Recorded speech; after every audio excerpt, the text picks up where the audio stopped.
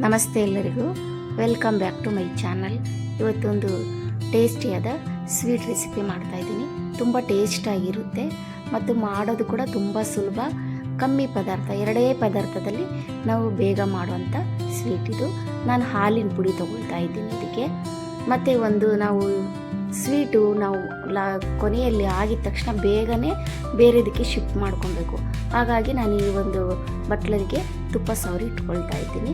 ನಂತರ ಒಂದು ಪ್ಯಾನ್ ಇಟ್ಬಿಟ್ಟು ಅದಕ್ಕೆ 2 ಬಟ್ಟಲು ನೀರು ಹಾಕ್ಕೊಳ್ತಾ ಇದ್ದೀನಿ. ನಾವು ಎಷ್ಟು ಹಾಲಿನ ಪುಡಿ ತೊಗೊಳ್ತೀವೋ ಅಷ್ಟು ಬಟ್ಲು ನೀರು ಹಾಕ್ಕೋಬೇಕು. ಒಂದೇ ಬಟ್ಲು ಉಪಯೋಗಿಸಿದ್ರೆ ನಮಗೆ ಮೆಜರ್ಮೆಂಟ್ ಕರೆಕ್ಟಾಗಿರುತ್ತೆ.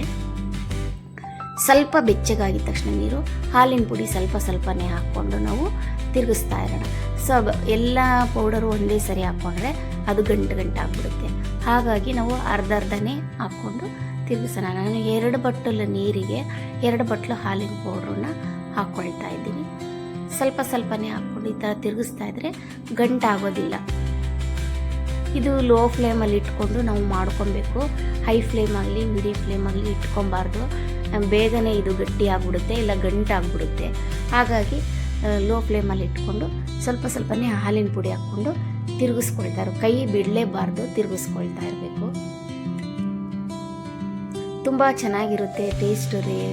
ತುಂಬ ಒಂದು ಪಾಕೆಟ್ ಹಾಲಿನ ಪುಡಿ ತಂದರೆ ಒಂದು 1/4 kg ತುಂಬ ಸ್ವೀಟ್ ಆಗುತ್ತೆ, ತುಂಬ ಟೇಸ್ಟಿಯಾಗೂ ಇರುತ್ತೆ. ಇದು ಹಾಳಾಗೋದು ಇಲ್ಲ ಸ್ವೀಟು. ನಾವು ಹಾಳಾದರೂ ಕೂಡ ಮತ್ತೇನೂ ಸರಿ ಮಾಡ್ಕೊಬೋದು. ನಮಗೆ ಗೊತ್ತಾಗ್ದಿರೋ ಒಂದೊಂದ್ಸರಿ ಹೆಚ್ಚು ಕಮ್ಮಿ ಮಾಡಿಕೊಂಡು ಹಾಳಾಗ್ಬಿಡುತ್ತೆ ಲಾಸ್ಟಲ್ಲಿ ಒಂದೊಂದ್ಸರಿ. ಆ ಥರ ಆದರೆ ಮತ್ತೆ ನಾವು ಸರಿ ಮಾಡ್ಕೊಬೋದು. ಆ ಥರ ಸ್ವೀಟ್ ಇದು ನೋಡಿ. ಇವಾಗ ನಾನು ವಿನಿಗರ್ ತೊಗೊಂಡಿದ್ದೀನಿ. ಹಾಲು ಸ್ವಲ್ಪ ಚೆನ್ನಾಗಿ ಕುದಿಯೋ ಟೈಮಲ್ಲಿ ಈ ಥರ ಸ್ವಲ್ಪನೇ ವಿನಿಗರ್ ಹಾಕ್ಕೊಂಡು ಹಾಲು ಒಡೆದೋಗೋ ಥರ ಮಾಡ್ಕೊಬೇಕು. ಒಂದೇ ಸರಿ ಹಾಕ್ಕೊಬಾರ್ದು. ನಾನು 3 ಟೈಮು ಈ ಥರ ಸ್ವಲ್ಪ ಕಲಿಸ್ಕೊಂಡು ಹಾಕ್ಕೊಳ್ತಾ ಇದ್ದೀನಿ. ಈಗ ಈ ಥರ ಮಾಡ್ತಾಯಿದ್ರೆ ಹಾಲು ಒಡೆದೋಗ್ಬಿಡುತ್ತೆ. ಒಡೆದೋಗಿ ಹಾಲು ಗಟ್ಟಿ ಆಗುತ್ತೆ. ತಿರುಗಿಸ್ತಾನೇ ಇರಬೇಕು, ನಾವು ಕೈ ಬಿಡಬಾರ್ದು, ತಳ ಹಿಡಿದು ಬಿಡುತ್ತೆ. ಹಾಗಾಗಿ ಈ ಥರ ಕೈ ಬಿಡದೀರ ನಾವು ತಿರುಗಿಸ್ತಾನೆ ಇರಬೇಕು. ನೋಡಿ, ಇವಾಗ ಹಾಲು ಒಡೆದೋಗ್ತಾ ಇದೆ. ಒಡೆದೋಗಿ ಇರೋ ನೀರೆಲ್ಲ ಡ್ರೈ ಆಗ್ತಾ ಇದೆ. ಚೆನ್ನಾಗಿ ಇರೋ ನೀರು ಫುಲ್ಲು ಡ್ರೈ ಆಗಿಬಿಡ್ಬೇಕು. ಅಲ್ಲಿವರೆಗೂ ನಾವು ಕೈ ಆಡಿಸ್ತಾನೇ ಇರಬೇಕು.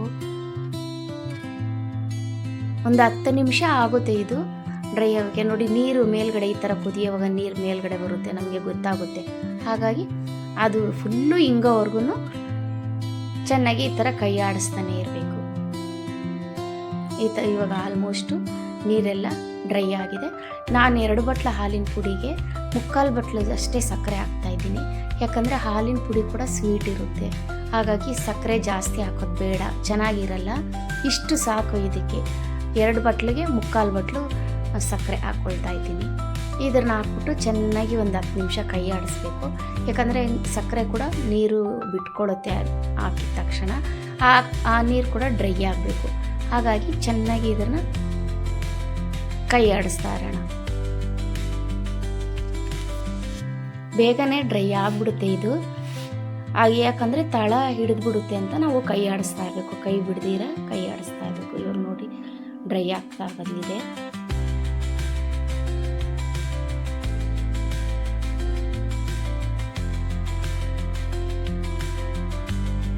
ತುಂಬ ಟೇಸ್ಟಾಗಿರುತ್ತೆ ಈ ಸ್ವೀಟು.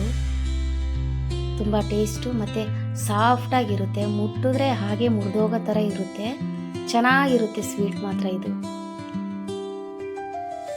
ನಾವು ಹಾಲಿನ ಪುಡಿ ಇಲ್ಲಾಂದರೆ ಹಾಲು ಕೂಡ ನಾವು ತಂದು ಈ ಥರನೇ ಮಾಡ್ಕೊಬೋದು. ನಾನು ನೋಡಿ ರೆಡಿ ಮಾಡಿ ಇಟ್ಕೊಂಡಿದ್ನಲ್ಲ ಮೋಲ್ಡು, ಅದಕ್ಕೆ ಶಿಫ್ಟ್ ಮಾಡ್ಕೊಳ್ತಾ ಇದ್ದೀನಿ.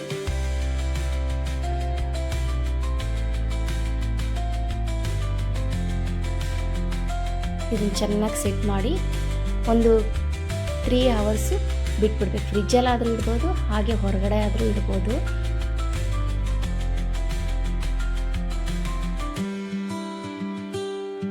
ನಮ್ಮ ಹತ್ರ ಕೇಕ್ ಮೋಲ್ಡ್ ಇದ್ದರೆ ಅದು ಕೂಡ ಹಾಕಿ ಈ ಥರ ಸೆಟ್ ಮಾಡಿ ಬಿಡ್ಬೋದು. ಇಲ್ಲಾಂದರೆ ಈ ಥರ ಯಾವುದಾದ್ರೂ ಕ್ಯಾರಿಯರ್ಗೋ ಪ್ಲೇಟ್ಗೋ ಯಾವುದಕ್ಕಾದರೂ ಹಾಕ್ಕೊಬೋದು.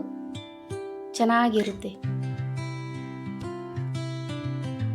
ಇದು ಏನಾದರೂ ಹಾಳಾದರೆ ಮತ್ತು ಪುಡಿ ಪುಡಿ ಹಾಕ್ಬಿಡುತ್ತೆ. ಬರಲಿಲ್ಲ ಅಂದರೆ ಮತ್ತೆ ನಾವು ಪ್ಯಾನ್ಗೆ ಹಾಕಿ ಚೆನ್ನಾಗಿ ಡ್ರೈ ಮಾಡಿ ಕೂಡ ಈ ಥರ ಸೆಟ್ ಮಾಡೋಕ್ಕೆ ಬಿಡ್ಬೋದು, ಹಾಳಾಗೋದಿಲ್ಲ. ಆದರೆ ಸ್ವೀಟು ನೋಡಿ, ಇವಾಗ ಡ್ರೈ ಫ್ರೂಟ್ಸ್ ಎಲ್ಲ ಹಾಕಿ ನಾನು ಸೆಟ್ ಮಾಡಿದ್ದೀನಿ. ಇದನ್ನು ಮುಚ್ಚಿಟ್ಬಿಟ್ಟು 3 ಅವರ್ಸ್ ಬಿಟ್ಟರೆ ತುಂಬ ಚೆನ್ನಾಗಿರೋ ಸ್ವೀಟು ಬರುತ್ತೆ.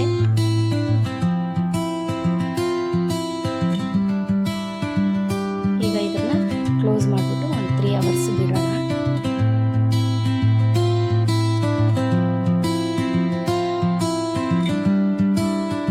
ನೋಡಿ, ತುಂಬ ಚೆನ್ನಾಗಿ ಸೆಟ್ ಆಗಿದೆ ಸ್ವೀಟು, ತುಂಬ ಚೆನ್ನಾಗಿರುತ್ತೆ. ಇವಾಗ ಕಟ್ ಮಾಡ್ಕೊಂಡು ನಮ್ಗೆ ಯಾವ ಶೇಪ್ ಬೇಕೋ ಆ ಶೇಪ್ ಕಟ್ ಮಾಡಿಕೊಂಡ್ರೆ ವಿಲುಕ್ ಬರ್ಫಿ ರೆಡಿ ಆಯಿತು.